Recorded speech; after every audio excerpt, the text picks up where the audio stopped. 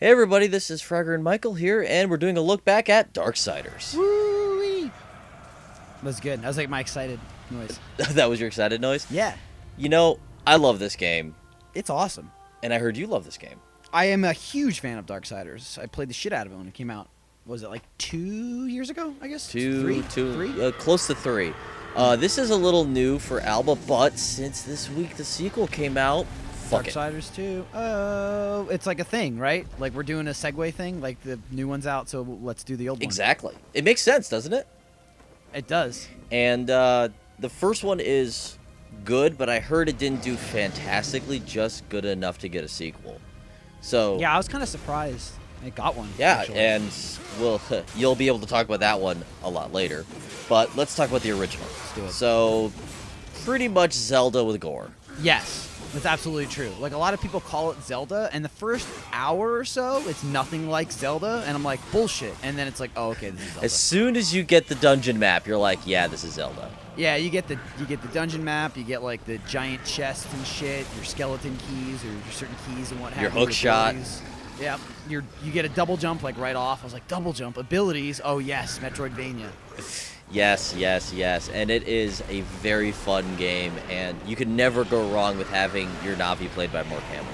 That's true. I forgot about that. That was an awesome character. In the, He was. game. He was. The Watcher was his Yeah, name yeah. of his character. And to be honest, the only reason why I remember this crap is I just played this game yesterday.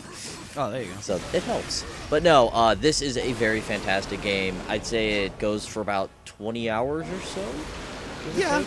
Yeah, I mean, there's some grinding to do if you want to get the achievements, but yeah, if you're just playing the game, it's not too long, but it's not that short. It's a good length. It's a good length. And you can either do it one shot all the way through, get all the achievements, or you can actually do 2 playthroughs, and all you're collecting actually stacks between playthroughs. Do you carry your abilities and stuff too, or no? You do not carry abilities. The 2 things that carry over are your abyssal armor, if you collected it, Right. and that ability that shows you everything on the map, like all the chests, Oh, right. that carries Yeah. over. That armor is just unstoppable. Like I did the 2 playthroughs. I beat it on normal, got the armor, and then all I did was beat it on hard. I think I died one time on hard because I fell off a cliff. Yeah, I died a few times on hard because I did it as one playthrough. Yeah, I know Ray. I think Ray did the same. I think he just tore through that. Yeah, but it's a lot of fun. And but before we continue to like jerk off all over this game, let's talk about the achievements. Let's jerk off all over the achievements. Yeah, Cover well- your eyes. Just kidding. Oh god, Open them. it's going in your mouth. So first off is the only missable achievement in the game, which is to destroy a helicopter during the apocalypse with a vehicle. That's the only thing you can miss in this game. You can miss you can miss the one where you're flying on the bird thing too. When you got to kill like 300 people or whatever. That one you can put a save at, but you can't put a Okay. save at this one. Oh, okay. All right. Because that's what I did with the bird one. Is I kind of like, oh, it's coming. You can hit restart chapter, throw a save up at the beginning, and do it over. Oh, okay. And All then right. you can still do it. With this one, you have to start a new game at to. Yeah. The positive thing about that is it's in the very beginning of the game you get that achievement. It is. It's like within the first half an hour or so, maybe less. It's like in the first 10 minutes. Oh, there you go. Because all you have to do is sit through cutscenes, bam, you're in the apocalypse. Those cutscenes, though, man. Cutscenes. It's like cutscene bam giant monster. I'm a giant monster with like a fucking meat cleaver. I'm pretty sure I'm going to show that, so they'll know exactly what we're talking about.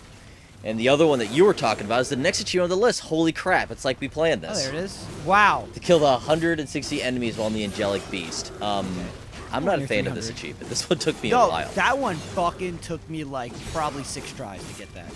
It's one of those things that like you're kind of like half paying attention to like how you're counting them, because I think the big trick on how to do it is when you're starting off the mission, you take a look at your kill count, like how many kills you have in your stats, and while you're playing you keep checking it to seeing how many kills you're getting. And I know one time I was like 2 kills off, and I was pissed. I think I didn't know that was an achievement and I missed it on normal and I had to get it on hard, if I'm not mistaken. And on hard, like it was pissing me off because I was like, is it harder on hard? And it took me quite a number of tries. Yeah, I don't think it's any more difficult on hard, but it's just a pain in the ass. And Yeah, the it is. only tip I'd give is use your guns, not the homing missiles. It helps out a lot. There's not that much room for error on it. There's maybe like 170, 180 you could barely miss. But other than that, it's like you're playing Panzer Dragoon there. It's kind of weird. They just kind of throw that in there. Pretty much. But up next, we have to unlock everything because, I mean, all the weapons and unlock all the combat moves because what kind of game would this be without that? I like games where you can get everything. I don't like games where you have skill trees and you don't have enough points to buy them all. I want the ultimate badass at the end. So I'm glad you can buy all the abilities and everything. You want the walking nuke. Right. I want to just like walk through the first level on like a New Game Plus and just like destroy everything or something. Crush their souls. Right, and then eat them. Well, of course. What else are you gonna do with the souls? But I'm trying to remember if there's any good tips on that, which is don't worry about your sword, just do the scythe and the gloves because when you get the high-end sword, it's automatically fully leveled. So there you go. And as far as combat moves, it's just a matter of just grinding out fucking experience. Like I remember just riding around on the horse in the desert somewhere. And because they're worth a shitload of experience, which also tied into the very next achievement you have here. Bam! Dark Rider, 10 gamer score, ride for 100 miles. Get your rubber bands ready. On your horsey horse. Yeah, I rubber banded probably like 50% of that, and then the other was just playing and, like I said, grinding out for the last achievement. Yeah, that's the one that went really, this is just taking way too long, unnecessarily. 100 miles is a fucking lot, too. Like, you wouldn't use them nearly that much in the game. No. Not even close. Because you don't get the horse until about halfway through. Yeah, Darksiders 2, spoiler, you actually start with it. You do, like, and it's pretty awesome. Yeah. But Darksiders 2 is way bigger, too. The next stuff up is just beat the game. Bam. Beat it. They stack. Beat it. 3 beat it.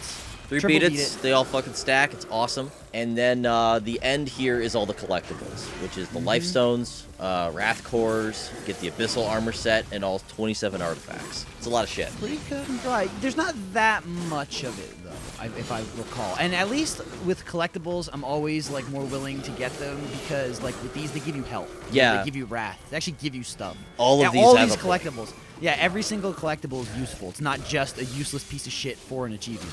Exactly. I mean, unlike, as you said, mostly useless shit, health, mana pretty much, armor that makes you invincible. Yeah, pretty much. and You money. gain health, I think, from like every hit or something. It has like permanent health drain on it or something. And it's like an insane defense. That armor is absolutely crazy. Yes, yes, it is. And do you know, by the way, it actually exists in the sequel? I didn't know that yet. It does exist. So there you go. Ooh. Look out, kids. Part 2. The armor. Pretty soon. But that's pretty much going to do it for us with Darksiders. It's an awesome game, and if you haven't played it, you should definitely play it. And if you're just playing the second one, this will explain more about the second game too. It's true. It's like the beginning of the second one, how they give you a little backstory, but a lot more. Yeah. Because it's the whole game. The whole game is the backstory. Yeah. Well, see you guys next week. Bye.